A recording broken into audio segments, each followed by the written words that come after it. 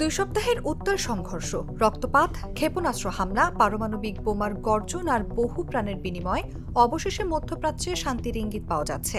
কার্যকর হতে যাচ্ছে ইরান ও ইসরায়েলের মধ্যকার যুদ্ধবিরতি। তবে যুদ্ধবিরতি কার্যকর হওয়ার আগেই শুরু হয়েছে আরেকটি যুদ্ধ, প্রচারণার যুদ্ধ। সবচেয়ে বিস্ময়কর তথ্য হলো, এই যুদ্ধ থেকে অংশ নেওয়া তিন পক্ষ, যুক্তরাষ্ট্র, ইসরায়েল ও ইরান, প্রত্যেকেই নিজেদের বিজয়ী ঘোষণা করেছে। জনমনে এখন যে প্রশ্ন ঘুরে বেড়াচ্ছে তা হলো, এই যুদ্ধে আসলে জয়ী হলো কে?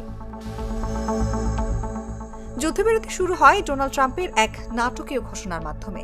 হঠাৎ করে তিনি জানান, ইসরায়েল ও তেহরান যুদ্ধবিরতিতে সম্মত হয়েছে।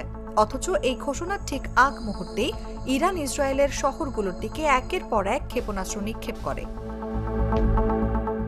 যুদ্ধবিরতি যখন কার্যকর হতে যাচ্ছে, তখন যুক্তরাষ্ট্র বলছে তারা ইরানের পারমাণবিক ক্ষমতা চূর্ণ করে দিয়েছে। ট্রাম্পের ভাষায়, ইরানের পারমাণবিক কেন্দ্রগুলো সম্পূর্ণ ধ্বংস হয়ে গেছে। পাশাপাশি তিনি এও দাবি করেন, একজন আমেরিকানও মারা যায়নি।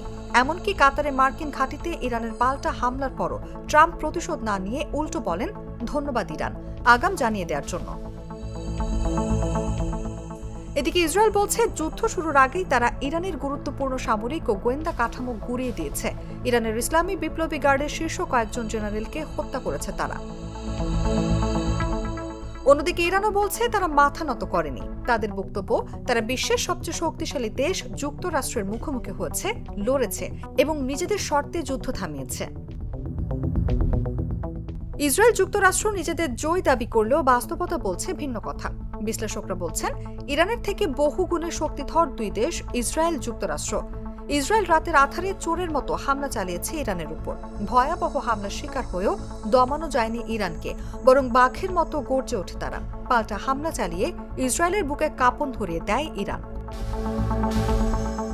বিশ্লেষকরা মনে করছেন, আগাম বার্তা দিয়ে কাতারে মার্কিন ঘাঁটিতে ইরানের হামলা ছিল এক ধরনের কৌশলগত প্রতিরোধ, যা ক্ষতি না করেও নিজেদের শক্তি প্রদর্শনের কৌশল।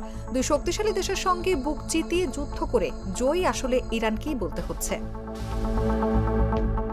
বিশ্ব এখন গভীরভাবে পর্যবেক্ষণ করছে। এই মুহূর্তে যেটুকু শান্তি এসেছে তা অনেকটাই ভঙ্গুর বলে মনে করছেন বিশ্লেষকরা। কূটনীতি যদি দ্রুত সক্রিয় না হয়, এই সংঘাত আরও ভয়াবহ রূপে ফিরে আসতে পারে বলে মনে করছেন তারা। News desk, Jago news. মাঠের অলরাউন্ডার আমি, আর ঘরের allrounder Tylox. Tylox toilet cleaner, clean মানেই টাইলক্স।